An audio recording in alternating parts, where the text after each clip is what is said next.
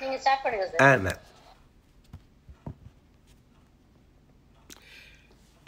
எங்கள் வாழ்வும் எங்கள் வளமும் மங்காத தமிழன்று சங்கே முழங்கு. அன்பர் பணி செய்ய என்னை ஆளாக்கி விட்டுவிட்டால் இன்ப நிலை தானே வந்தெய்தும் பராபரம். இந்த ரெட்ஃபோர்ட் தளத்தை உருவாக்கி மிகச்சிறப்பாக 1000வது நிகழ்ச்சி வரை கொண்டு செலுத்துகிற இனிய நண்பர்களுக்கும், இன்று மிகச்சிறப்பாக ஒருங்கிணைத்து கொண்டிருக்கிற இனிய நண்பர் திருமிகு சேவா அவர்களுக்கும், என்னுடைய கெழுதகை நண்பர் திருமிகு பிரேமா அவர்களுக்கும், திருமிகு சிவக்கணி அவர்களுக்கும், திருமிகு லலிதா சுப்பிரமணியம், திருமிகு மங்கை, திருமிகு ஷீலா மற்றும் அனைத்து நண்பர்களுக்கும் என் அன்பான வாழ்த்துக்களையும் வணக்கத்தையும் தெரிவித்து தொடங்குகிறேன். இன்றைக்கு ஒரு சிறப்பான நூல் இது. என்னை பொறுத்தவரை ஒரு வாழ்க்கை வரலாறு. ஒரு நடிகை சாதாரணமாக இளமையிலேயே அந்த கல்வி சாலையிலேயே அலைக்கழிக்கப்பட்டு, பிறகு இளமையில் ஒரு பாலியல் அப்யூஸுக்கு ஆளாகி, பிறகு அந்த ட்ராமாவில் இருந்தெல்லாம் வெளிவந்து ஒரு பட்டம் பெற்றதற்கு அப்புறம் துபாய் சென்று அங்கு சில வேலைகள் செய்து, அப்போ ஹோஸ்டாக வந்து அதற்கப்புறம் டிவி நிகழ்ச்சிகள் எல்லாம் பண்ணி நெட்ஃப்ளிக்ஸில் சாக்ரெட் கேம்ஸ் அப்படி என்கிற ஒரு ஒரு நிகழ்வில் ஒரு டிரான்ஸ்ஜெண்டராக ஒரு குக்கு அப்படி என்கிற பெயரில் நடித்து மிக பிரபலமாகி, அதற்கப்புறம் படங்கள் நாளை சுல்தான் ரெட்டி அப்படிங்கிற படங்கள் எல்லாம் நடித்து இப்போ ஒரு புகழ் பெற்றவர்கள் தங்களுடைய ஒரு வாழ்க்கை அனுபவங்களை, இது ஒரு நாட் எ புக், அந்த புத்தகத்தினுடைய தலைப்பு ஓப்பன் புக்கு, வெறும் நினைவுகள் மட்டுமில்லை, நாட் குவைட் மெமஸ் அப்படின்னு அடுத்தாப்பில் போட்டிருக்காங்க. ஓப்பன் புக், இல்லை ஓப்பன் புக். இதை எழுதினவங்க நான் சொன்னபடி இவ்வளவுக்கும் ஆளானவர்கள். அவர்களுடைய பேர் சுப்ரா சேட். என்ன பேர்? குப்ரா, KUBBRA, குப்ரா சேட். இவர்கள் கர்நாடகத்தை சேர்ந்தவங்க. இந்த புத்தகத்தை நான் ஒரு ஆடியோவாக தான் கேட்டேன். அது கேட்குற வரைக்கும் இந்த குப்ரா சேட்டுங்கிறவங்க யாருன்னு எனக்கு தெரியாது. உங்களுக்கும் பலருக்கும் இந்த பேரை கேள்விப்பட்டிருக்க மாட்டீங்க. ஏன்னா ஒரு மிக பிரபலமானவர்களுக்கு மட்டும் வாழ்க்கை இல்லை. அதாவது வாழ்வில் நம்ம என்ன நினச்சிட்ருக்கோம், ரொம்ப பிரபலமானவர்கள் நினச்சிட்ருக்கோம். ஆனால் ஒரு வட்டாரத்தில் ஒரு பகுதியினருக்கு மட்டும் தெரிந்த பிரபலங்களும் பலர் இருக்கிறார்கள். காஷ்மீரில் இருக்கிறத பற்றி நமக்கு என்ன தெரியும்? இங்கே நடிகர் சிவகுமார் ஒரு அழகான 80 அவருடைய வயது வாழ்க்கையிலிருந்து சில இதுகளை எல்லாம் தொகுத்து அவர் சந்தித்த மனிதர்களை திருக்குறள் 100 அப்படின்னு ஒரு நூலாக எழுதியிருந்தார். நான் 2 முறை நம்ம நண்பர்களோடு நான் அதை பகிர்ந்துக்கிட்டுருக்கேன்.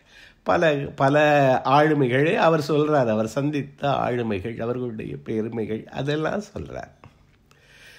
அது மாதிரி இந்த பொண்ணு இன்றைக்கு 40 வயதாகிறது.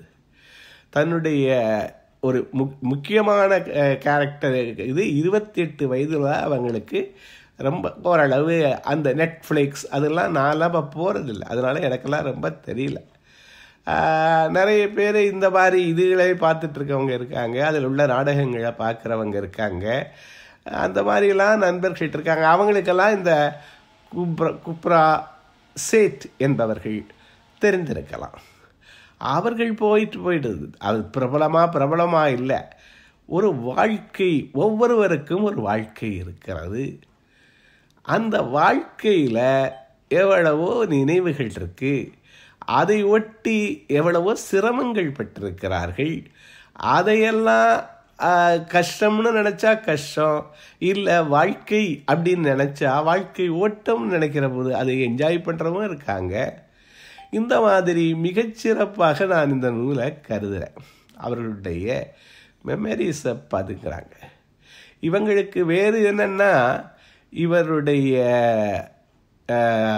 சகோதரர் டேனிஷ் சேத் அப்படிங்கிறவர் மிகச்சிறந்த ரேடியோ ஜாக்கிங்கிறாங்க. நம்ம அந்த ரேடியோலாம் ஹிந்தி ரேடியோஸ் இதுகள்லாம் ரொம்ப பண்ணலை. அதனால் நமக்கு இதுகள்லாம் புதுசாக இருக்குது. இவங்களுடைய தாத்தா அசீஸ் சேட் அப்படிங்கிறவர் 2005 கர்நாடகாவில் மினிஸ்டராக இருந்திருக்கார். அதனால் ஒரு நல்ல குடும்பம். ஒரு நல்ல குடும்பம்னா ஓரளவு நல்ல ஒரு பொருளாதார ரீதியிலையும் அரசியல் ரீதியும், சித்தப்பா ஒருத்தர் பெரிய அரசியல்வாதி, அந்த இதுகளெல்லாம் இருக்கிற குடும்பம். இந்த பொண்ணு ஸ்கூலில் கொஞ்சம் ஸ்பெஷலாக, அதாவது ஸ்பெஷல் சைல்டு இல்லை, அப்படி துருன்னு அப்படி சில பேர் வாத்தியார்களெல்லாம் போட்டு கேள்விகள்லாம் கேட்டு அந்த மாதிரிலாம் இருக்க பொண்ணு.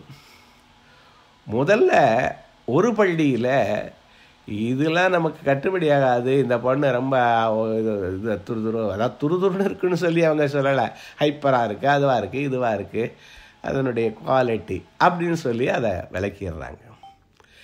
இன்னொரு ஸ்கூலில் கொண்டு போய் சேர்க்குறாங்க. அந்த ஸ்கூலில் இதனுடைய கொஞ்சம் இது படிப்புக்கெல்லாம் ஒத்து வராது அப்படியெல்லாம் சொல்லி அதை அவமானப்படுத்துறது மாதிரி சில இதுகள்லாம் பண்ண அதுக்கு மனது உடைந்து விடுகிறது.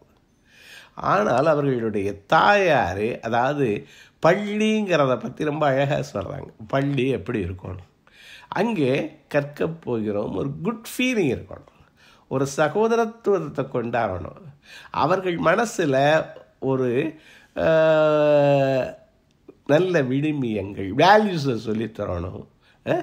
தந்தை தாய் பேண், கல்வியுடைய முக்கியம், ஒழுக்கத்துடைய முக்கியம், இதுகளெல்லாம் சொல்லணும். இங்கே சிலர் அவர்களுடைய குறைபாடுகளால் அவமானம்லாம் படுத்திடுறாங்க. அந்த பொண்ணுக்கு 4 வயதில் ஒரு இது நடந்தது ரொம்ப மனசில் ஒன்று பாதிக்குதான். அதாவது பையில் ஒரு பையனை வெளியில் ஏதோ செய்யலை, ஹோம்ஒர்க்கோ அல்லது வேறு எதையோ செய்யலை அல்லது ஒரு ஏதோ குற்றமோ, அவனை வெளியில் நிப்பாட்டிடுறான். வெளியில் நிப்பாட்டினா, சும்மா நிப்பாட்டினா பரவாயில்ல, அவனுடைய ஆடைகளை களைஞ்சிட்டு வெறும் உள்ளாடை மாத்திரம் அணிஞ்சு அவனை நிற்க வைக்கிறாங்க. அது இந்த பொண்ணுக்கு அவ்வளவு மனசில் காயம் ஏற்படுத்துகிறது. நமக்கு நிறைய இந்த மாதிரி அனுபவங்கள் இருக்கு. நான் சொல்ல நான் ரிலேட் பண்ணி பார்த்தேன். படிக்க கேட்க நான் முன்னாடி சொல்லிட்டேன், இதை நான் படிக்கலை, கேட்டது. அப்போ என்ன பண்ணேன், அதை அவங்க வெளியில் நிற்கிற போது அது இன்னும் கூட அந்த பொண்ணுக்கு நினைவு வருதான். அந்த இது மாதிரி இந்த மாதிரி நிற்க வச்சது. அதாவது பள்ளியில் என்ன ஒரு சின்ன குற்றம் அல்லது ஹோம்ஒர்க் எழுதலை, ஏதோ பண்ணல, அதுக்காக வெளியில் நிற்க வச்சு அந்த பள்ளி இதோட அந்த ஹோம்ஒர்க்கோடு முடிஞ்சு போச்சா அப்படிலாம் கேட்குறாங்க. அதாவது நம்ம கடைசி பெஞ்சில் உட்காந்துருக்கவன் பெரிய அரசியல்வாதியாகி பெரிய ஆளாகி இந்த முதல் பெஞ்சியில் உட்காந்து பெரிய மார்க் எடுத்தவனெல்லாம் அவன் அதிகாரம் பண்ணுற நிலையெல்லாம் இருக்கு. முதல் பெஞ்சில் இருக்கவே சாதாரண வாழ்க்கையில் இருக்கான். முதல் பெஞ்சுனா முதல் மார்க்கு அந்த மாதிரி பிரமாதமாக இருக்கவங்க. ஆனால் ஒன்றுமே அன்றைக்கு சரியாக படிக்காதவர்னு இல்லை. அந்த மாதிரி அந்த படிப்புங்கிறது அது ஒரு நாட்டம். அந்த மாதிரிலாம் இல்லாதவங்க எப்படி இருக்காங்க, நல்ல நிலைக்கு வர்றாங்க. அதனால் வெளியில் ஒரு மனிதனுடைய அந்த பையனுடைய அந்த ஒரு தன்மானம்னு சொல்கிறாங்கல்ல, சுய மரியாதைங்கிறாங்கல்ல, அப்போ 4 வயதில் இந்த மாதிரி அது காயப்பட்டால் இது மாதிரி பலது. இன்னொன்று சொல்லுகிறார்கள், கொஞ்சம் 10ஆவதான், இப்போ முதல்ல 4ஆவதுல கேள்வி கேட்க முடியாதுன்னு இல்லை, 10ஆவது படிக்கிற போது ஒரு ஆங்கில ஆசிரியை. அவங்க பேரை நான் சொல்லலாம், ஆனால் அவங்கள பாராட்டு தான் சொல்லலாம். ஆனால் இப்போ பாராட்டலை, அவங்களுடைய ஒரு குறையை நான் சொல்லுகிறேன்னு சொல்கிறாங்க. அந்த அந்த வகுப்பில் ஒருத்தன் கருப்பாக இருப்பானோ, கொஞ்சம் நல்ல எல்லாரையும் விட கூட கருப்புன்னு வச்சுங்களேன். நம்ம திராவிட நிறம் கருப்பு தான். அவன் என்ன பண்ணாலாம், அந்த ஆசிரியை, ஆங்கில ஆசிரியை, டே காக்கா சொல்ல தெரியுமாடா உனக்கு அப்படின்னு கேட்டாங்களாம். அவன் எவ்வளவு வருத்தப்பட்டானோ இல்லையோ, இந்த பொண்ணு மனசு அவ்வளவு சுருங்கிச்சான். 10வது படிக்கிற பொண்ணு எதிர்த்து கேள்வி கேட்கணுங்கிறது அவளுக்கு ரொம்ப இருக்குது. ஆனால் அது கேள்வி கேட்குற நிலைமை கேட்கலை. இது என்ன பண்ணுறாங்க, அது மறுபடி திரும்ப நினைவுக்கு வருது காக்காய். அதுலேயும் அது கொடுமை என்னன்னு அந்த பொண்ணு சொல்லுது.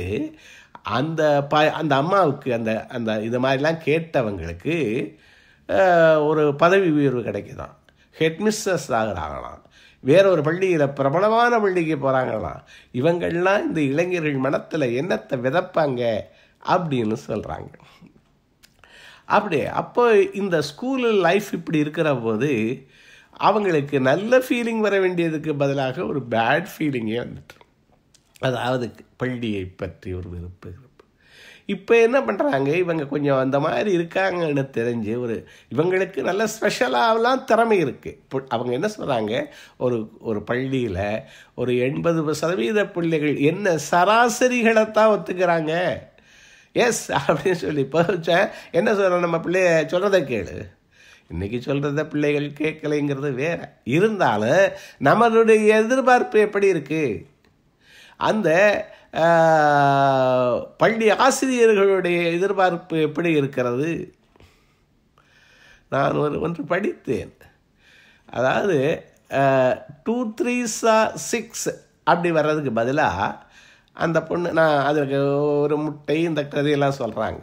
2 3s 6க்கு பதிலாக அது 3 2s 6ன்னு அது மாற்றி ஒரு சிந்தனை, அந்த 2க்கு பதிலாக 2 ஆப்பிள்னு வச்சுக்கங்களேன், அந்த இதுக்கு பதிலாக இத்தனை ரூபாயின்னு வச்சுங்களேன், அதற்கு பதிலாக இப்படி அதை மாற்றுறதுனால ரொம்ப சின்ன பிள்ளை அதை திருத்துறாங்களாம். 2 3s 6க்கு பதிலாக 3 2s 6 விடை ஒன்று தான், வழியை கொஞ்சம் மாற்றி பிள்ளை சொல்லுகிற போது இல்லை இப்படி போ. அப்போ 80% பிள்ளைகளை எல்லாம் அது சும்மா ஆவரேஜாக இருக்க பிள்ளைகளை தான் ஒத்துக்கிறாங்க. கொஞ்சம் ஒரு துடுக்குத்தனம்னு தமிழில் சொல்கிறோம், அந்த மாதிரிலாம் இருக்க பிள்ளைகளை அதை தான் பின்னாடி பிரமாதமாக வரப்போகுது, அதையெல்லாம் ஏற்றுக்கொள்ள தயங்குறோம், அவமானப்படுத்துகிறோம், அதுகள்லாம் நிகழ்ந்துக்கிறாங்க. இந்த அம்மா, இவங்களுடைய மதர் இந்த இதை புரிஞ்சுக்கிறாங்க. எதை, இந்த பொண்ணு ஏதோ பேடாக ஃபீலிங் இருக்குது. அப்போ ஒரு சம்மர் கேம்ப் வருது, அது ஒரு பள்ளிகள்லாம் மாற்றிட்டாங்க. இப்போ ஒரு சம்மர் கேம்ப்பு வெளியில் கொஞ்சம் பணம் கொடுத்து ஒரு மலைவாழ் பிரதேசம் மாதிரி ஒரு இடத்துல நடக்குது. அது ஒரு லீவு பீரியடு. அந்த பிள்ளைய கூட்டிகிட்டு போய் இவங்களும் 2 பேரும் அட்டன் பண்ணுறாங்க. அங்கே தான் அந்த பொண்ணுக்கு வாழ்க்கையில் திருப்பம் ஏற்பட்டதாக அது எழுதுது. என்ன பேர், ரெட்டின சேட் குப்ரா சேட். அவங்க என்ன பண்ணுறாங்க, அங்கே ஒருத்தர் பேசுகிறாங்கன்னு வச்சுக்கோங்க, எல்லாருமா சேர்ந்து கைதட்டுறாங்களாம். அப்படியே அது செலிப்ரேட் கொண்டாடுறாங்களாம். யாராவது எதையாவது சிறப்பாக செய்கிற போது அது மாதிரி கற்பிக்கப்படுகிறது. கொண்டாட்டம், வாழ்க்கை கொண்டாட்டம்னு அந்த பிள்ளைய அப்படியே அதுக்கு கிரீடம் வைக்கிறாங்களாம். இது மாதிரி யார் செஞ்சால் எல்லாருக்குமே அது மாற்றி அதை வரிசையில் வச்சு கிரீடம் மாதிரி வச்சு அவங்கள நிற்க வச்சு எல்லாரும் சேர்ந்து சரி ஃபெயில்யூரும் போது யூ கேன் டூ இட் அப்படின்னு என்கரேஜ் பண்ணுறாங்களாம். இப்படியெல்லாம் அந்த அந்த கேம்ப்பு இந்த பொண்ணுடைய மனநிலையில் ஒரு பெரிய மாற்றத்தை கொண்டாந்துதான். அது வர்ற ஒரு புத்துணர்ச்சியோடு வந்ததாக எழுதுகிறாங்க. அதுக்கப்புறம் ஒரு சைல்டு அப்யூஸ் அவங்களுக்கு நடக்குது.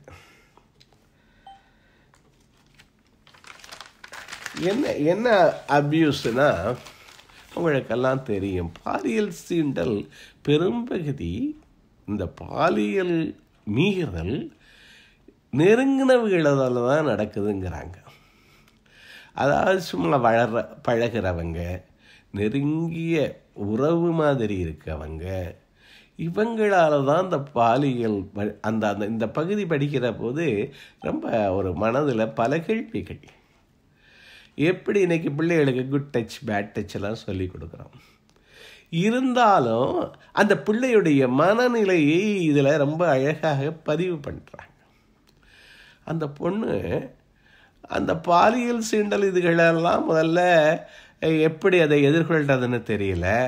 அதுக்கப்புறம் அது கொஞ்சம் முரண்டு பிடிக்கிறது, ஒரு சண்டையெல்லாம் போடுது, அவர் வந்தால் ஓடி போயிடுது, இப்படியெல்லாம் இருக்குது. வணக்கம்மா, இப்படியெல்லாம் இருக்கிற போது அங்கே அவர் வந்து பழகிறவர், அவர் என்ன அம்மாட்ட எல்லாம் எப்படி சொல்கிறாரு, அவங்க அம்மாட்ட எல்லாம் இங்கே பாரு, இந்த குட்டி நான் சின்ன பிள்ளையாக இருக்கும்போது எப்படி என் மடியில் வந்து விழுகும், இப்போ என்னமோ பெருசாக ஓடுது, அப்படியெல்லாம் சொல்லி ஒரு வித்தியாசம்.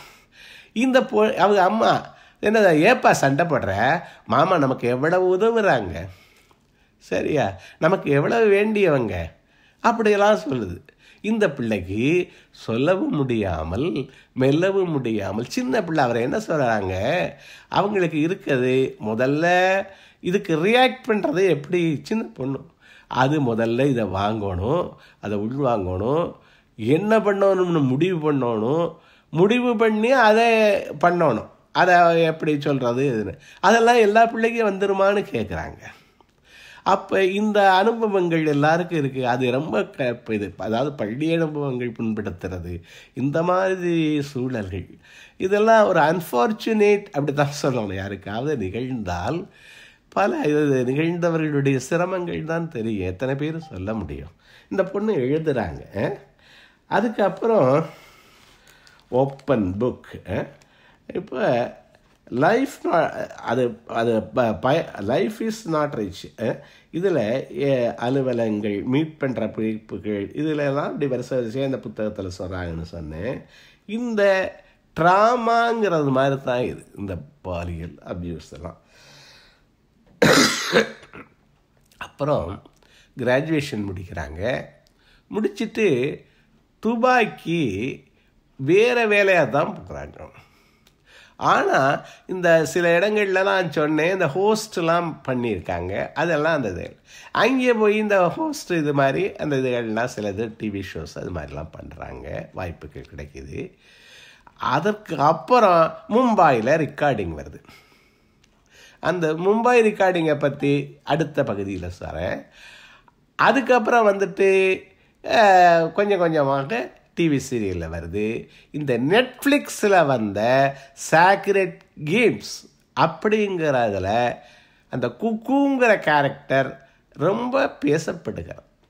அது ஒரு திருநங்கைக்கார, இவங்க நங்கையே பெரும்பகுதி. நம்ம என்ன பார்க்குறோம், அது ஏன் வித்தியாசமாக இருந்திருக்கு, நான் நிறைய இதெல்லாம் தேடினேன். அதுக்கப்புறம் இந்த நூலை பார்த்ததுக்கப்புறம் தேடினேன். வணக்கம்மா, இந்த இதில் தேடினேன். தேடி அவர்களுடைய வாழ்க்கைகள், அவருடைய படங்கள், இதையெல்லாம் பார்த்தேன்.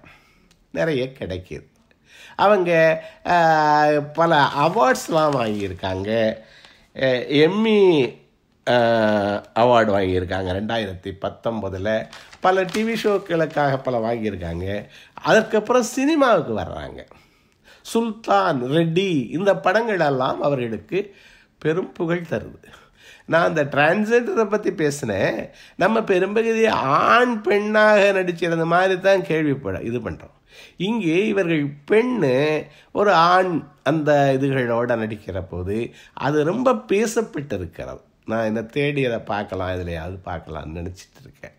ஆனால் அந்த கேரக்டருடைய ஃபோட்டோஸ்லாம் போட்டிருக்காங்க, வித்தியாசமாக இருக்குது, நல்ல உயரமாக இருக்காங்க, நல்லா இருக்காங்க. இப்போ என்ன ஆகுது,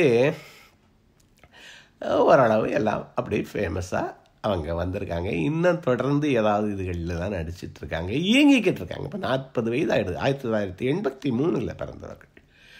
அடுத்தது ஒரு நிகழ்ச்சியை பதிவு பண்ணுறாங்க.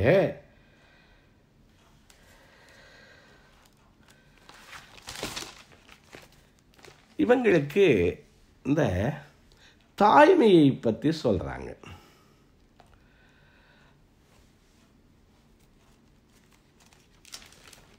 எப்படின்னா, அந்த டீனேஜ் பார்த்துட்டேன், அப்யூஸ் சொல்லிட்டேன், அம்மாவே சொல்ல முடியாத ஒரு நிலைமை சொல்லிட்டேன், ஒரு வழியாக வெளியில் வந்துட்டேன். ஆஸ் எ உமன் என்ன சொல்கிறாங்க, அந்த பிரெக்னன்சி அதை பற்றி பேசுகிறாங்க. அதாவது தாய்மை அடைஞ்சாதான் பெண்ணு ஒரு முழுமை அடைஞ்சவ அப்படின்னு சொல்லி இங்கே சமுதாயத்தில் ஒரு பார்வை இருக்குது. இது இன்று நேற்றில் உள்ள பார்வை இல்லை, காலங்காலமாக இருக்குது. மலடின்னு பேர் இல்லாமல் என்ன செய்தவனேன்னு கொஞ்சிறதெல்லாம் இருக்குது. அவன் ஒரு காலிப்பையில் இருந்தால் கூட அவன் கொள்ளி வைக்க தகுதி இல்லாதவனாக இல்லாட்டி கூட அந்த தாய்மை அப்படிங்கிறது அது பெண்மையினுடைய முழுமை அப்படிலாம் இருக்கு. இவங்க என்ன சொல்கிறாங்க, அது சூழலை பொறுத்தது, அதுதான் முழுமையா. சில பேருக்கு உடல் குறைபாடுகள் இருக்கலாம், அதனால குழந்தைகள் வராமல் இருக்கலாம். பலர் நான் பார்க்குற எத்தனை ஃபெர்டிலிட்டி சென்டரு, அப்போ அவங்களையெல்லாம் தாய்மை பெண்மை அப்படின்னு சொல்லி அவங்களையெல்லாம் கொடுமைப்படுத்துறது மாதிரிலாம் இருக்குது. இந்த சமுதாயம் மாதுருபாகன்னு ஒரு கதை, அவளை என்னென்ன சிரமப்படுத்திச்சு, அவளுக்கு அந்த பிள்ளை இல்லைங்கிற போது அவள் எந்த எக்ஸ்ட்ரீம் ஸ்டெப் எடுக்க வேண்டியது இருந்தது, அப்படியெல்லாம் அந்த கதை பதிவு பண்ணுகிறது. நான் அது சரி தப்புன்னெலாம் சொல்ல வரல, உணர்வுகளை சொல்ல வர்றேன். இந்த புத்தகத்தில் மிகச்சிறிய ஓப்பன் புக்கில் சொல்கிறாங்க. இவங்களுக்கு என்ன ஆகுது, அதனால் எவ்வளவு சிரமம், அதாவது அன்வான்ட் பிரெக்னன்சி. இவங்களுக்கு திருமணம் ஆகலைங்கிறது இல்லை, அதை பின்னாடி நான் முழுவதும் அந்த கதையில் வரல. அதாவது அவர்களுக்கு திருமணம் இல்லாத உறவுகளை பிரெக்னன்ட் ஆகிட்டாங்க. இப்போ என்ன சொல்கிறாங்க, அவர்களுடைய விருப்பங்கிறாங்க. அவர்களுடைய உடல் சூழலே இருக்கலாம், அல்லது ஒரு கேரியர் சூழலில் இருக்கலாம், அல்லது பல சூழல்களில் அவர்கள் மனதிற்கு நான் ஒரு பிள்ளையை பெற்று அதுக்கு ஒரு நல்ல கல்வியையோ அல்லது அதனுடைய நல்ல இடத்துலையோ நான் இப்படி அலைஞ்சிக்கிட்டு இருக்கேன், அதுவும் அலையோனுமா வேண்டான்னு நினைக்கலாம். இப்படியெல்லாம் இருக்கிற போது அந்த குழந்தையை பெற்றுக்கொள்வது தனிப்பட்ட விருப்பம். ஆனால் அந்த பெற்றுக்கொள்ளலாம், இந்த மாதிரி இந்த வளர்க்கப்பட்டமில்ல, எதில் சின்னத்தில் இருந்தே பெண்மைனா இதுதான் இதுதான் இதான்னு சொல்லி வளர்த்தமில்ல பிள்ளைப்பறம். இவளுக்கு பிரெக்னன்சி ஆகிடுது, கேரியர் நல்லா வந்துக்கிட்டு இருக்கு, அதை டெர்மினேட் பண்ணணும்னு நினச்சா இவ்வளவு நாளாக இருக்க இந்த சமுதாய இதெல்லாம் அவளுக்கு மனசில் எப்படி இதை டெர்மினேட் பண்ணால் என்ன ஆகும், நம்ம என்ன எல்லாரும் சொல்லுவாங்க, அப்படி ஒரு நினைப்பு. அதாவது இது வெளிப்பட்டுடுமா, சரி அதுக்கு அபார்ஷனுக்கு இன்ட்யூஸ் பண்ணி அதை பண்ணுனா என்ன ஆகுது, அதனுடைய பெயின், அதனுடைய இரத்தப்போக்கு அது அவளுக்கு நிற்காமே இருக்குது. அப்புறம் அதற்காக அது வெளியில் தெரியாமல் இருக்கிறதுக்காக படுகிற சிரமங்கள், அவர்கள் பாத்ரூமில் அழுகிறது, அந்த கில்ட்டி ஒரு உணர்வு, ஐயோ இப்படி பண்ணிட்டோமேன்னு இவ்வளவு சிந்திச்சாலும் பண்ணிட்டோமேங்கிற உணர்வு, பல உணர்வுகளை அதில் பதிவு பண்ணுறாங்க. அதாவது ஒரு பிரெக்னன்சி, அது கணவனோடு வாழ்கிறவர்கள் அன்வான்ட் பிரெக்னன்சி நினச்சி பண்ணினாலும் அவர்கள் உடல் அனுபவிக்கிற வேதனை, உள்ளம் அனுபவிக்கிற வேதனை, அந்த குற்ற உணர்வு, இதுகளையெல்லாம் ரிலேட் பண்ணி பார்க்க முடியுது. ஒரு ஆணாக நான் இருந்தாலும் இந்த மாதிரி அந்த பெண் படுகிற சிரமங்களை இது நிகழலாம், யாருக்கும் எப்படியும் நிகழலாம். அந்த ஒரு கல்யாணம் ஆகிட்டு நடக்காமல் இல்லாமல் முதலையே நடக்கலாம். அதுகளையெல்லாம் அதை படிக்கிற போது ரொம்ப அதெல்லாம் புரியுது. அப்போ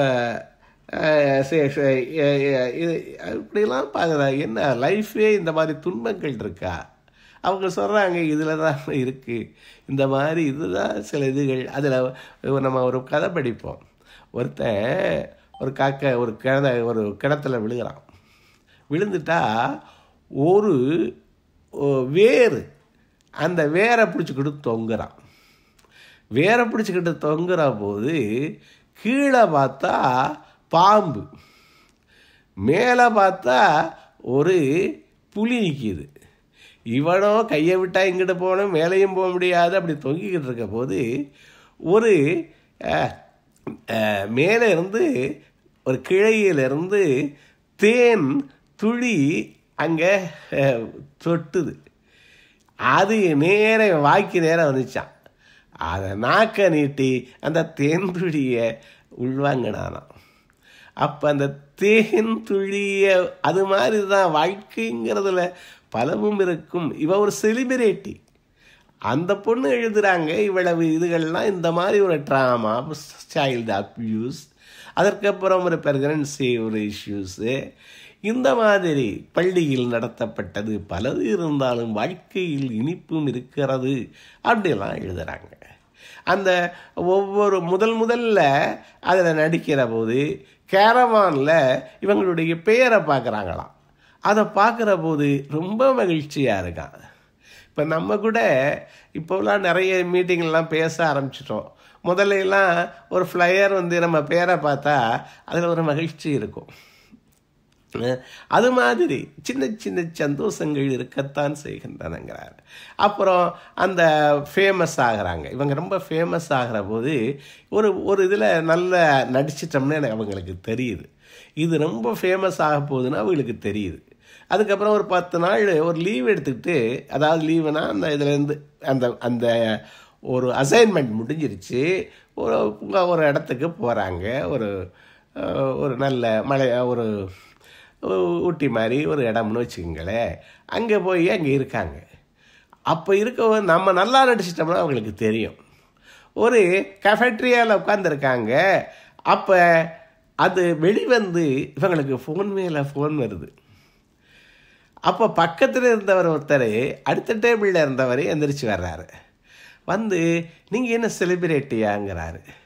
ஏன்னா இவ்வளவு ஃபோன் வருது. இவங்க பதில் சொல்றதெல்லாம் கேட்டு இவங்க சொன்னாங்க, ஆமாம் நான் செலிபிரிட்டி ஆகிட்டேன்.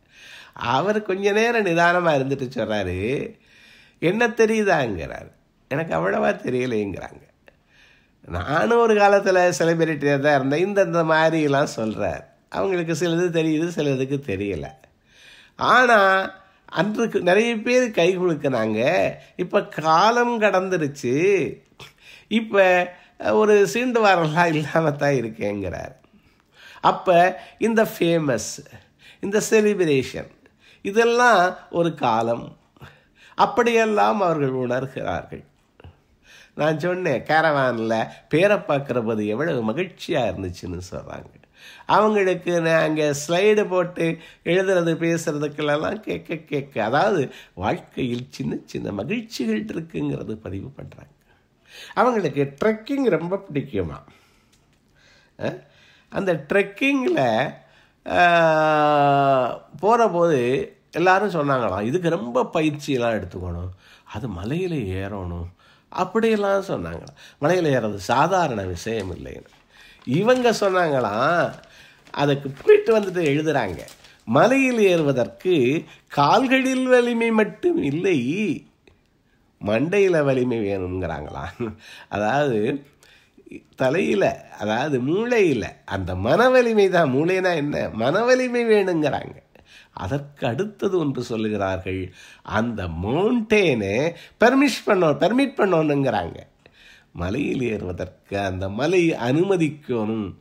இதை நான் ரொம்ப நேரம் சிந்திச்சு பார்த்தேன். மலை அனுமதிக்கணும்னா என்ன, அந்த மலை இயற்கை ஒத்துழைக்கணும். சில பேர் எழுத போகிற போது பெருமழையாக இருந்துச்சுன்னா எப்படி போவான், தொடங்கிட்டான், மன உறுதி இருக்குது, அதெல்லாம் இயற்கை சூழல் அமையணுங்கிறது. அங்கே போனால் ஒரு பாதியிலேயே ஒரு விபத்து ஏதோ ஒன்று நிகழ்ந்தா அங்கே மலையை அனுமதிக்கலை, அந்த இயற்கையை அனுமதிக்கலைங்கிறதானே நம்ம வச்சுக்க முடியும் இல்லையா.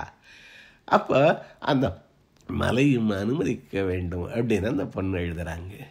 பேர் இயற்கையை அவங்க ரசிக்கிறாங்க, ஒவ்வொரு அணுவையும். அதாவது இந்த ஸ்கூபா, இந்த ஓஷன் டைவிங் இருக்குல்ல, அது போகிறாங்க. அது போகிற போது அந்த தரையை தொட்டார்கள் பாருங்கள், அந்த ஓஷன் டைவிங்கில், அது அவ்வளவு மகிழ்ச்சியாக இருந்துச்சான். அங்கே இருக்கிற அந்த குட்டி குட்டி மீன்கள் அந்த பவழப்பாறைகளை ஒட்டி அவை செல்கிற போது அதையெல்லாம் காண மகிழ்ச்சிங்கிறாங்க. இது மாதிரி எவ்வளவோ இருக்குது பக்கெட் லிஸ்ட்டில். நான் இன்றைக்கு உழவ போனேன், ஃபேஸ்புக்கில் கூட போட்டேன்.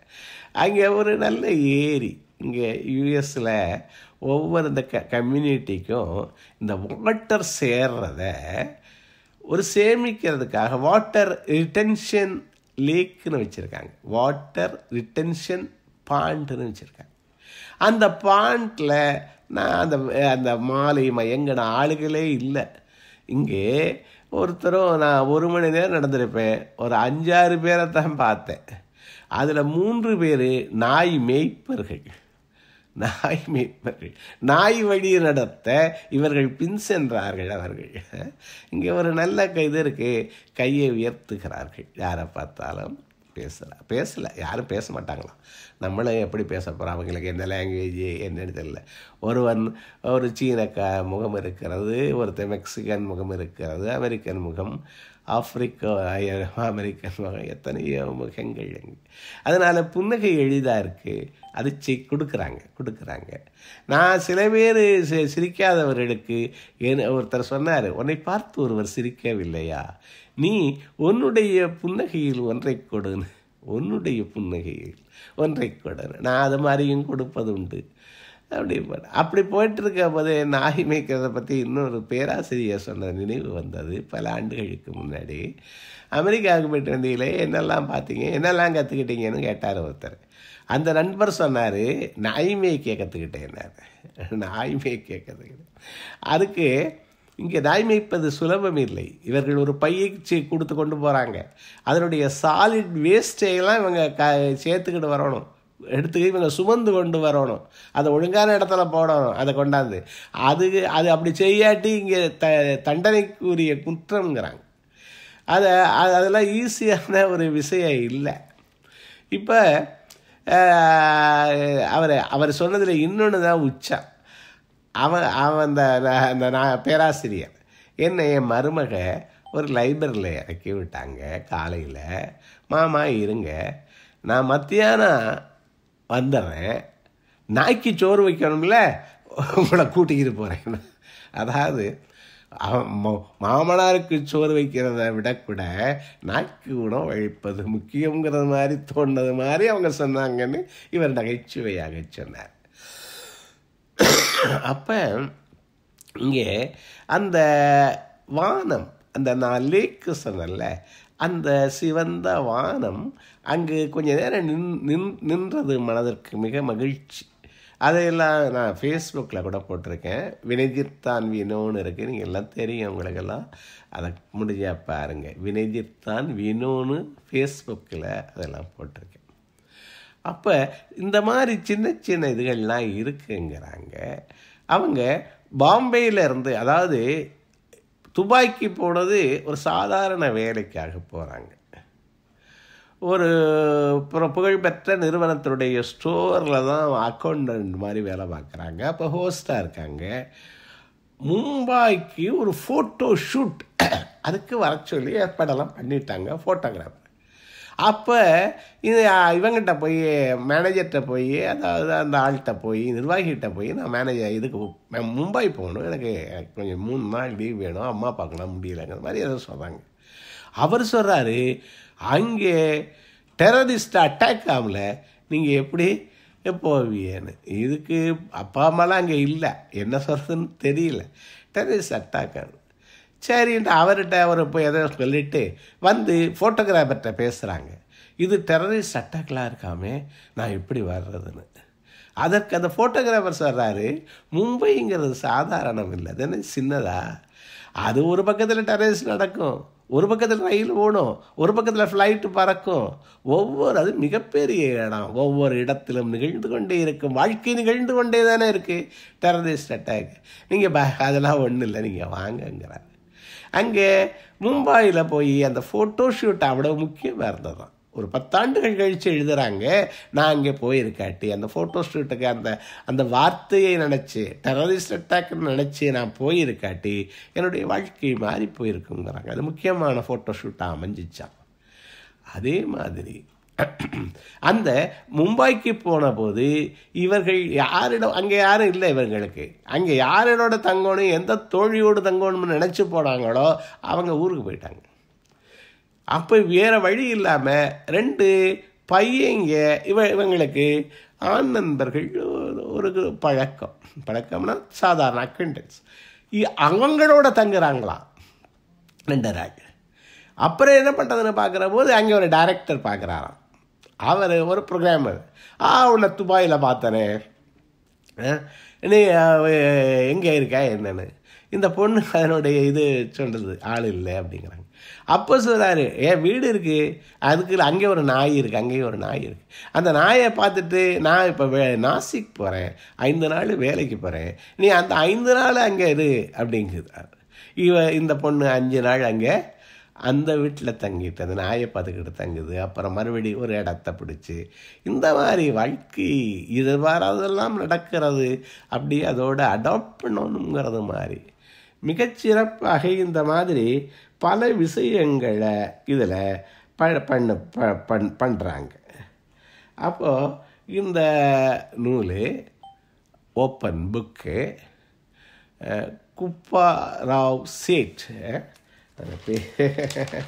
அவங்களுடைய ஒரு குப்ரா சேட், ராவ்ல இல்லை, குப்ரா சேட் எஸ்ஏஐடி, அந்த மாதிரி அந்த பெங்களூர்ஸ்கார பொண்ணு அவர்களுடைய ஒரு வாழ்க்கை, ஒவ்வொருத்தருக்கு வாழ்க்கை இருக்குது. இப்போ நம்மளாம் நம்மளுடைய வாழ்க்கையை பதிவு பண்ணணும், கொஞ்சம் பொய் எழுதணுமோன்னு ஒரு நினப்பு இருக்குது. அதனால நம்மளால் அதெல்லாம் எழுதலை. ஆனால் எழுதி பார்க்கறது அப்படிங்கிறது ஒரு சிறந்த அனுபவம்.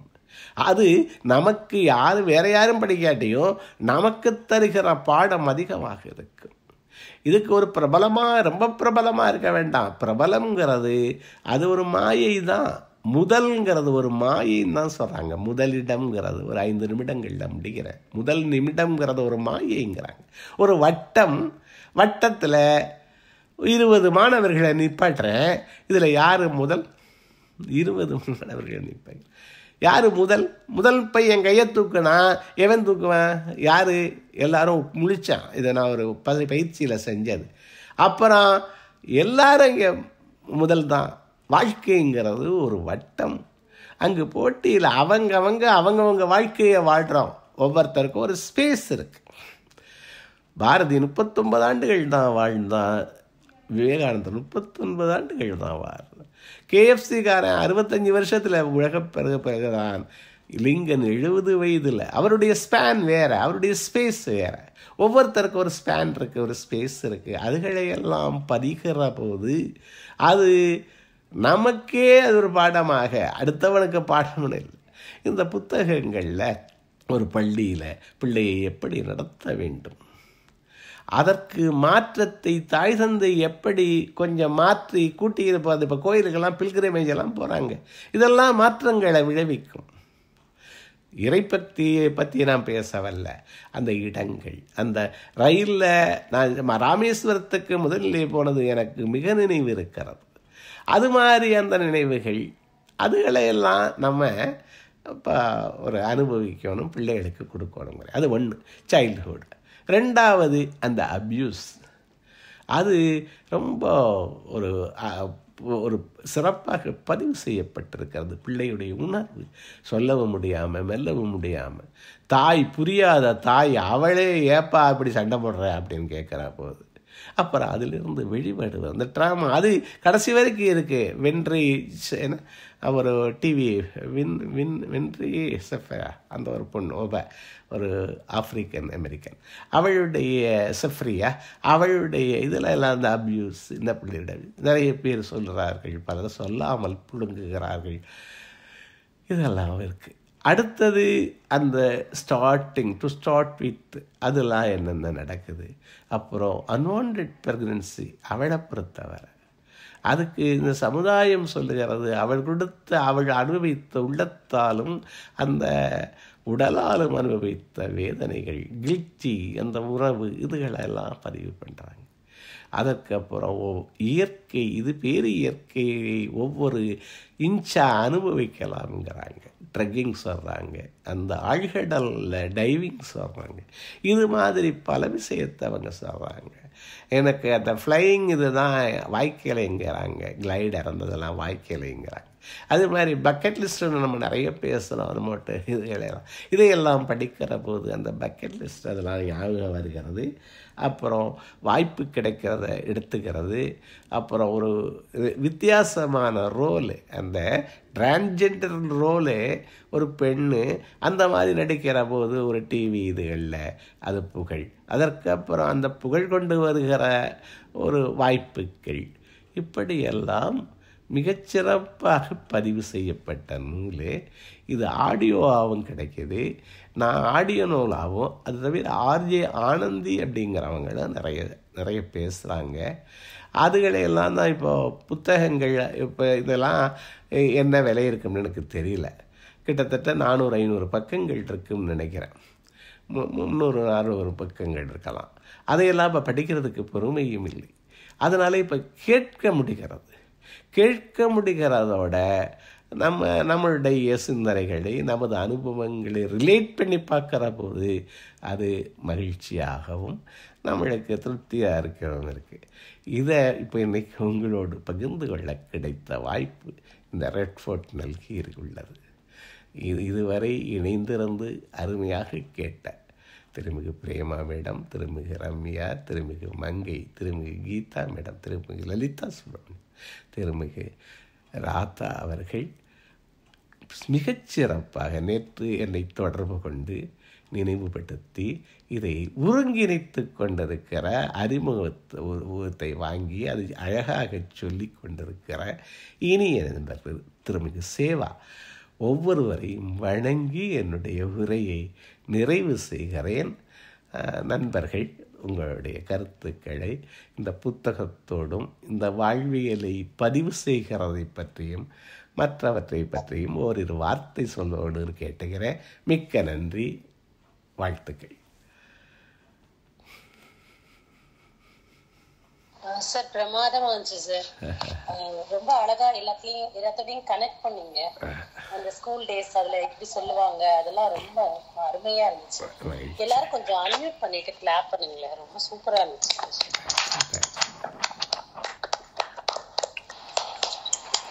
ஒரு லிங்க் ஃபீட்பேக் கொடுத்துருங்க. அப்புறம் இதுல ஒரு லிங்க் இருக்கு, அதுல போயிட்டு உங்களோட மெசேஜை கொஞ்சம் டைப் பண்ணியும் அனுப்புங்க. நாங்க சாருக்கு ஃபார்வர்ட் பண்ணிடுவோம். ஃபீட்பேக் ஃபார்ம் வந்து அந்த மெசேஜ்ல இருக்கு, சாட் பாக்ஸ்ல. யார் யாருக்கு முடியுமோ எல்லாரும் பண்ணுங்க. தேங்க்யூ.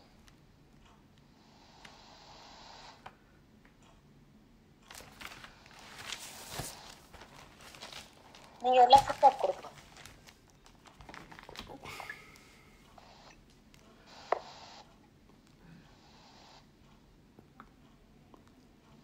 நண்பர்கள், உங்களுடைய கருத்துக்களை சொல்லுங்க. மிக சிறப்பாக இருந்தது சார். மகிழ்ச்சி மகிழ்ச்சி. மிக சிறப்பாக மீடியால இருக்கிற ஒரு பொண்ணு, அதுவும் இந்த வயசுக்குள்ள, அது ஒரு ஆட்டோபயோகிராபி மாதிரி நடந்த அத்தனை விஷயங்களையும் இது ரெக்கார்ட் பண்ணி இருக்கிறது. இன்றைய பெண்களுக்கு ஒரு கட்டாயம் வந்து இதுல எடுத்துக்க வேண்டிய மெசேஜஸ் நிறைய இருக்கு. அதே மாதிரி பேரண்ட்ஸ்க்கும் அது சில்ட்ரன் சொல்றத வந்து எதுக்காக அப்படின்றத ஒரு சீரியஸா வந்து நமக்கு பழக்கம் இருக்கிறவங்க அவங்க இப்படி மிஸ்பிஹேவும் பண்ணுவாங்க அப்படின்றது தெரியாம குழந்தைங்களை அட்வைஸ் பண்ற பேரண்ட்ஸ்க்கும் ஒரு நல்ல மெசேஜ் இருந்தது. அடுத்து ஃபேமஸ் ஆகும்போது அந்த செலிபிரிட்டின்னு என்ஜாய் பண்றதும், யாருன்னு தெரியாதப்ப அதை பத்தி வருத்தப்படுறதும், ஒரு ஹியூமன் ஒரு சைக்கலாஜிக்கலா வந்து எப்படி வந்து பிஹேவ் பண்ணுவாங்க அப்படின்ற அந்த ஒரு மீடியால இருக்கிற ஒரு பர்சனாலிட்டியை பத்தி ரொம்ப அழகா, இதை இவ்வளவு அழகா வந்து ஆடியோ புக்கா போட்டிருந்தத படிச்சு கேட்டு எங்களுக்கு இதை கடத்தினதுக்கு ரொம்ப நன்றி சார். ஆஸ் யூஷுவல் உங்களோட இதுல ரொம்ப அழகா இதை கோகரண்டா கொண்டு வந்து நல்லா முடிச்சிங்க. இந்த புத்தகம் நான் படிச்சது இல்லை, கேட்டதும் இல்லை. அதனால ரொம்ப நிறைய ஏதோ பத்திரிகையில ஒரு விமர்சனமாக இதை பத்தி வந்து ஒரு கட்டுரையை படிச்சிருக்கேன். நானு புக்கா படிச்சது இல்லை, ஜஸ்ட் இது இப்படி வந்து ஓப்பனா சொல்லியிருக்காங்க அப்படின்றத வந்து படிச்சிருக்கேன். ரொம்ப நல்லா இருந்தது சார். நல்லா நிறைய விஷயங்கள் இதுல வந்து பெண்களுக்கான பிரச்சனைகளும் சொல்லப்பட்டிருக்கு, அவங்களுக்கான அந்த ஒரு இதையெல்லாம் கடந்து சாதிக்க வேண்டிய நிலைமையும் இருக்கு அப்படின்றதையும் நல்லா வந்து சொல்லியிருக்கீங்க. Thank you sir. மகிழ்ச்சி மகிழ்ச்சி. Thank you ma'am.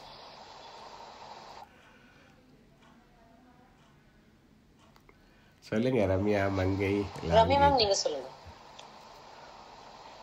ரேகா மேடம்.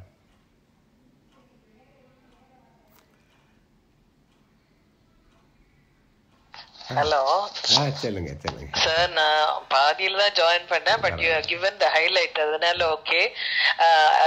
அவ வந்து sorry that what is her name you said? Kubra இல்ல கப்ராவா குப்ராவா Kubra Sait sir. Kubra Sait Kubra okay Kubra Sait. Really அவங்களோட சின்ன வயசுல நடந்த இஷ்யூஸ் எல்லாம் அவங்க எக்ஸ்பிளைன் பண்ணியிருந்தாலும் அவங்க பெரிதான ஒரு அடலசன் ஏஜ்ல ஒரு அடல்ட் ஆன பிறகு அவர் அவங்களோட லட்சியத்துலதான் இது எதுவுமே ஒரு தடைக்கெல்லாம் நிக்கல அவங்களுக்கு. she has gone to her goal straightன்றதா இது ஹைலைட் ஆன பாயிண்ட். இதுல what ever hurdles has happened, it's maybe the past, அதுல இது பண்ணி நிக்கல அவ. she was very concerned about her present and she had achieved what she had a goal அது set பண்ணிருந்தாலும் she had achieved. so that's not எந்த hurdles எந்த இது இருந்தாலும் இது அது ஒண்ணும் எந்த வாழ்க்கையில வந்து அது ஒன்னும் ஒரு பிரச்சனையே இல்லை என்றதுதான் நிரூபிச்சிருக்காங்க. அததான் அதுல அழகா சொல்லியிருக்காங்க. Thank you sir, session was excellent. Thank you. Latha ma'am நீங்க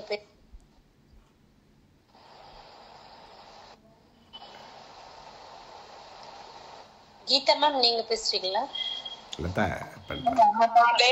ஜாயின் பண்ணேன், அதனால எனக்கு கொஞ்சம் ஒரு 20 minutes அப்புறம் வந்தேன். ஆனா as usual ரொம்ப நல்லா இருந்தது.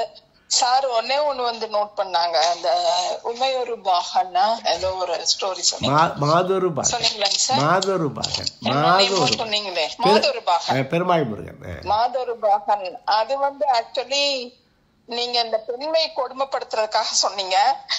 எனக்கு என்ன தோணுச்சுன்னா, ஆக்சுவலி இந்த இடத்துல அந்த அம்மா தான் ரொம்ப ஸ்டப்பனா வேண்டான்னு சொன்னாலும் கேட்காம அந்த மாதிரி ஒரு முடிவுக்கு எல்லாம் போனாங்க. இந்த இடத்துல வந்து பெண்மை வந்து அந்த இடத்துல அந்த அம்மா தவறுன்னு சொல்ல வரேன், வேற ஒண்ணும் சொல்லல. தாய்மைக்காக எதெல்லாம் வேணாலும் செய்யறாங்கன்னு நீங்க சொல்லியிருந்தீங்க இல்லையா, அதுக்காக சொல்ல வரேன். அவங்கள யாருமே டிமாண்ட் பண்ணல, இருந்தாலும் அவங்களுடைய உணர்வு அவ்வளவு லவபிளா இருந்தாங்க. உணர்வு அததான் சொல்றேன். இந்த இடத்துல அந்த அம்மா தான் ஒருவேளை அந்த கணவர் மேல இருந்த அபரிதமான ஒரு அன்புனால எப்படியாச்சும் I have to do this அப்படிங்கறதுல செஞ்சுட்டாங்கன்னு நினைக்கிறேன். அந்த கதையில எனக்கு இந்த கான்ட்ரவர்சி எல்லாம் இந்த அம்மா செஞ்சது பயங்கரமான தப்புங்க அப்படிங்கிற ஒரு உணர்வு இருந்துச்சுங்க. மற்றபடி நீங்க சொன்னது அதுல இருந்த பாயிண்ட்ஸ் எடுத்து கொடுத்தது ரொம்ப நல்லா இருந்துச்சு. ஃபர்ஸ்டே பார்க்காம விட்டாச்சு. அதுதான் டைம் இல்ல, வெளியில போயாச்சு. நான் ரெக்கார்ட் பண்ணிருக்கேன், இது ஆடியோவா ரெக்கார்ட் பண்ணிருக்கேன். குழுவில் அது கொஞ்சம் கூட இருக்கும், அதாவது எம்பி கூட வந்தது. அதை கொஞ்சம் கம்ப்ரஸ் பண்ணி மறுபடியும் ஷேர் பண்ணுறேன், ஆடியோவாக ஷேர் பண்ணுறேன், கேட்டு பாருங்க. நீங்கள் சொன்ன மாதவபாக நான் என்ன சொல்றேன்னா, அந்த பெண்மை மேலே கொடுக்க இல்லை, நான் என்னுடைய கருத்து சும்மா லேசா சார். பெண்மை மேலே ஆண்டாண்டு காலமாக நீ அந்த பிள்ளை பெற்றாதான் உன்னுடைய புனிதமடைஞ்ச அப்படிங்கிறத நம்ம திணிச்சிட்டோமோன்னு சொல்கிறாங்க. ரொம்ப காலமாக இது இருக்குது. அது சில பெண்களுக்கு உடல் கூறாக இருக்கலாம், சில பெண்களுக்கு அந்த வாழ்க்கை சூழலாக இருக்கலாம். அப்படியே தவற விட்ட பெண்களும் இருக்காங்க. இவர் தவற விடணும்லாம் சொல்லலை, அப்படி இருக்காங்க. அவங்க மேலேயே அனுதாபமாக இருக்கணும், இந்த மாதிரி ஒரு ப்ரெஷர் இருக்கக்கூடாதுங்கிறது மாதிரி அது பதிவு பண்ணுறாங்க. ரொம்ப மகிழ்ச்சி, அருமையான பார்வை, நன்றி. தொடர்ந்து வாங்க. சமுதாயத்துல எனக்கு அது ஒரு கோபம், அந்த சமுதாயத்தின் மீது ஒரு கோபம் கூட வந்துச்சு. அப்படி வந்து ஒரு எப்படியாவது குழந்தை உண்டாகணுங்கிறதுக்கு இப்படி ஒரு மெத்தட் வச்சிருந்தாங்க பாருங்க. அதெல்லாம் எவ்வளவு பெரிய அநியாயம். Without the willingness of the women they have to do this to get a baby அப்படிங்கறது வந்து ஒரு ஏற்றுக்கொள்ள முடியாத ஒரு கருத்து. அது எப்படி இப்படி இருந்துச்சுங்கிறத இப்ப நினைச்சா கூட ரொம்ப கஷ்டமா தான் இருக்குது. ஓகே சார், ஓகேங்க சார், தேங்க்யூ. தேங்க்ஸ். கீதாம்மா.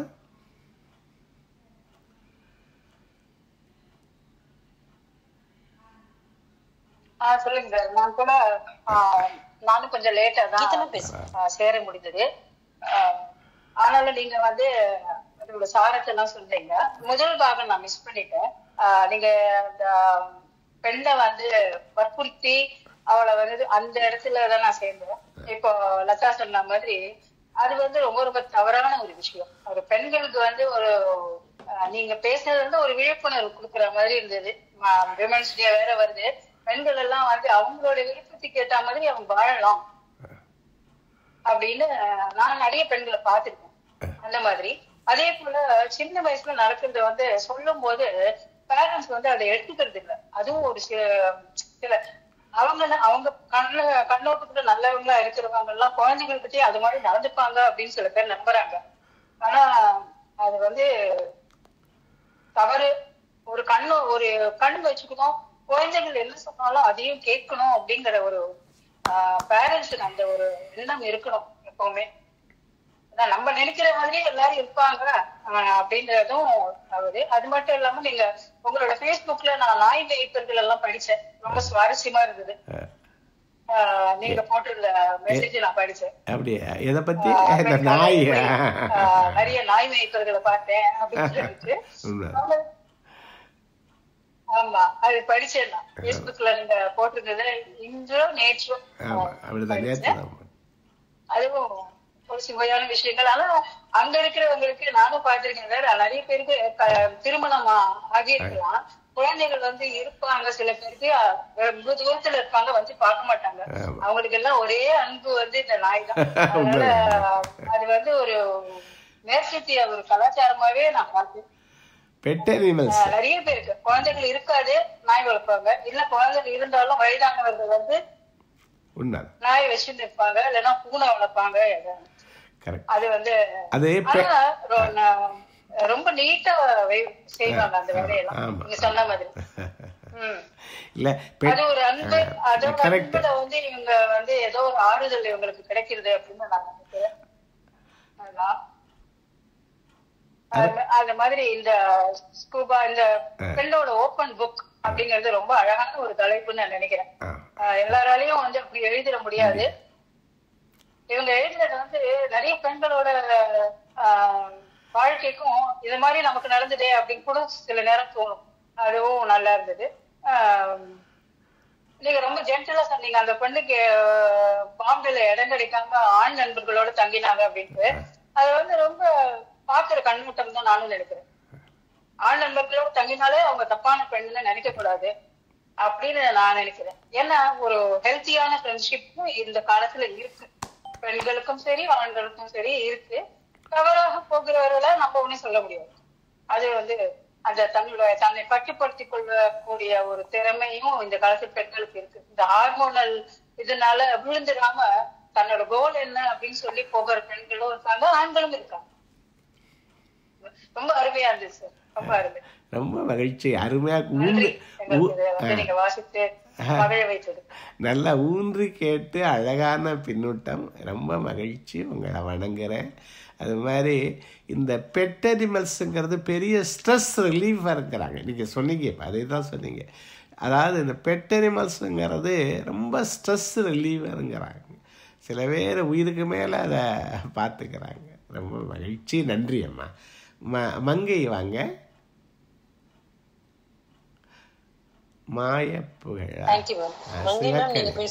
பேசுங்கம்மா. தேங்க்ஸ். வணக்கம், அனைவருக்கும் வணக்கம். மிக அருமையா இருந்தது சார்.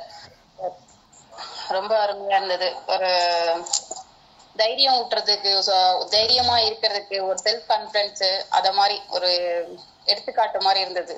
ரொம்ப அருமையா இருந்தது சார். ரொம்ப நன்றி. Thank you ma'am. சிவகணி மேம், நீங்க சொல்லுங்க சார். வணக்கம் சார், அனைவருக்கும் வணக்கம் சார். உங்களோட உரை வந்து பாதி கேட்டேங்க சார். ஒரு அவேர்னஸ் ஸ்பீச் தான், மற்ற எல்லாரும் சொன்ன மாதிரி. உங்களோட உரையில வந்து ஏதாவது ஒரு ஸ்பெஷல் கண்டென்ட் இருக்கும், நம்ம தெரிஞ்சுக்கணும் அப்படிங்கிற ஒரு இது இருக்கு. இன்னைக்கு நல்லா இருந்துச்சுங்க சார் கேட்ட வரைக்கும். லாஸ்ட் 10 மினிட்ஸ் கேட்க முடியல. நீங்க ரெக்கார்டிங் அனுப்புங்க சார், கேட்டுக்கிறேன். Thank you sir. உங்களுடைய பணியை வந்து தொடர்ந்து செஞ்சுட்டு வரீங்க, எங்க போனாலும். பாராட்டுக்கள் சார், வாழ்த்துக்கள். நன்றி. நன்றி. Thank you ma'am. ரேகா முடிச்சுக்கலாமா சார்? ரேகா மேடம் பேசிட்டாங்கல்ல? ரேகா மேடம் பேசிட்டேன் சார். நல்லது. மாயப்புகழா பின்னாடி கடைசியில நான் பேசிட்டேன் சார். நாங்க சரி சரி சரி, ரொம்ப மகிழ்ச்சி. ரொம்ப இல்ல பேசிட்டேன் சார். நான் பேசிட்டேன். நல்லது நல்லது நல்லது. மாயப்புகழ் அவரு கடைசியா தான் இணைந்தாரு. அவங்க கிளாஸ் தான் ஜாயின் பண்ண. ரொம்ப மகிழ்ச்சி, அருமையான ஒருங்கிணைப்பு, ரொம்ப மகிழ்ச்சி. நல்லது. உங்களுக்கு ஒவ்வொருவருக்கும் மீண்டும் நன்றி தெரிவித்துக் கொள்கிறேன். நன்றி திருமிகு சேவா.